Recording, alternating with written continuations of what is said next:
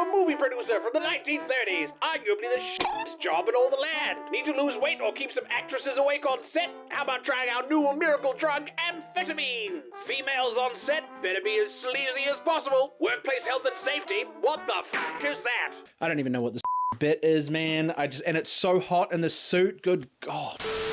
The Wizard of Oz, a timeless classic. A wholesome, magical journey that brought joy to millions, a delightful motion picture. Except the fact that it was an absolute nightmare to film. If hell had a soundstage, it would not be somewhere over the rainbow. It would be at MGM Studios in Hollywood, California during the 1930s. Strap in, folks, because we're about to take a bad acid trip down the yellow brick road and dive straight into Hollywood's hellscape that was the Wizard of Oz production. Click that subscribe button right now! Let's start with the guy who got absolutely rolled for the sake of cinema. Buddy Ebsen, who you absolutely will not remember as Pa from the Beverly Hillbillies, was originally cast as the Scarecrow, but just as filming began, he was recast as the Tin Man, which at face value sounds like a great gig. You're still on the same massive budget film, slightly bigger role, which means a bigger salary, potentially millions remembering you and beloved by all, except they left out the part in the contract where they said he was going to be covered in aluminium dust, head to toe painted in the silver they use as literal rocket fuel for the space shuttle today. Not paint, not makeup, literal metal dust. Within days of filming, Buddy Ebsen couldn't breathe. His lungs basically turned into tinfoil and he was hospitalized, literally fighting for his life. I mean, look, dude lived till 2003, but Jesus Christ. MGM's response to this? Do I put the suit back on? I don't want to put the suit back on. Yeah, bring in the next guy, see? Time is money!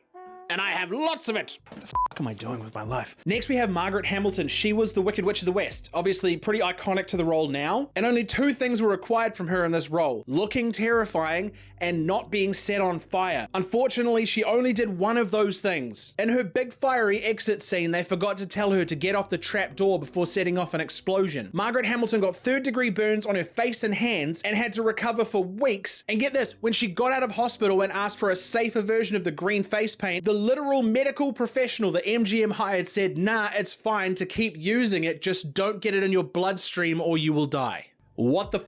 If that wasn't bad enough, during her 6 weeks of hospitalization, they replaced her with a body double. The body double, Betty Danko, was sitting on a smoking pipe that was supposed to look like a witch's broom. The pipe was lined with asbestos and they forgot to unblock one of the ends and it exploded between Betty's legs, causing a huge gash on her inner thigh and like irreparable organ damage. She spent 11 weeks in hospital and had to get a hysterectomy. And this is Hollywood in the 1930s. No one gave a shit. Thankfully, the third body double didn't have any serious injuries, just mental ones, knowing that you were the third choice for Wicked Witch of the West. And the flying monkeys?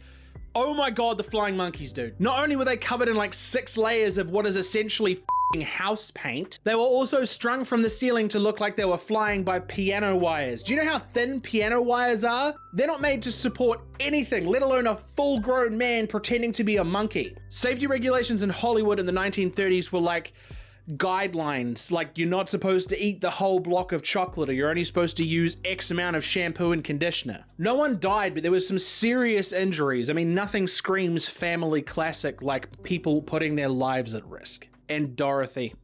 Sweet, sweet Dorothy, the picture of innocence. Judy Garland was synonymous with that idealistic picture of what the American princess would be. Except for the fact that she was absolutely wasted like 80% of the time. She was 16, but they needed to look younger, so they put her on an all licorice diet. What is even that? They also drugged her up with enough amphetamines to power a small country. She was on a constant rotation of wake-up pills and sleeping pills, because what screams Hollywood starlet more than being able to flick on and off like a light switch with the help of a couple of pills? The studio also forced her to wear a corset so tight she could barely breathe, and the trauma from this role led to a lifetime of drug and alcohol abuse. But hey, at least she didn't get painted in dust or blown up, right? And then we have Bert Lahr. Bert, I'm gonna go with Bert. He's just gonna be Bert. The Cowardly Lion had the worst possible costume imaginable. The lion skin that he wore in the movie, real lion. It weighed 90 pounds, absorbed all of the heat, all of his sweat. I reckon the absolute ball soup that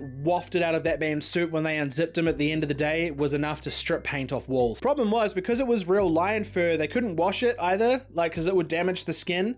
So he just had to wear it. Like a full 6 months of filming without washing your costume.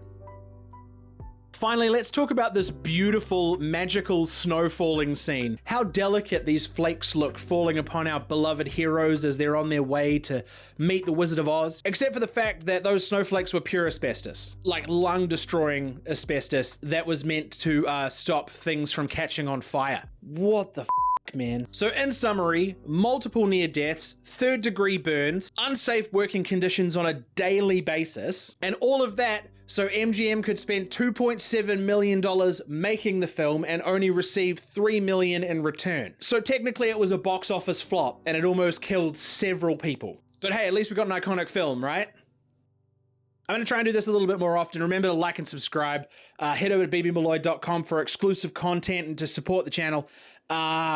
Peace and have a good day.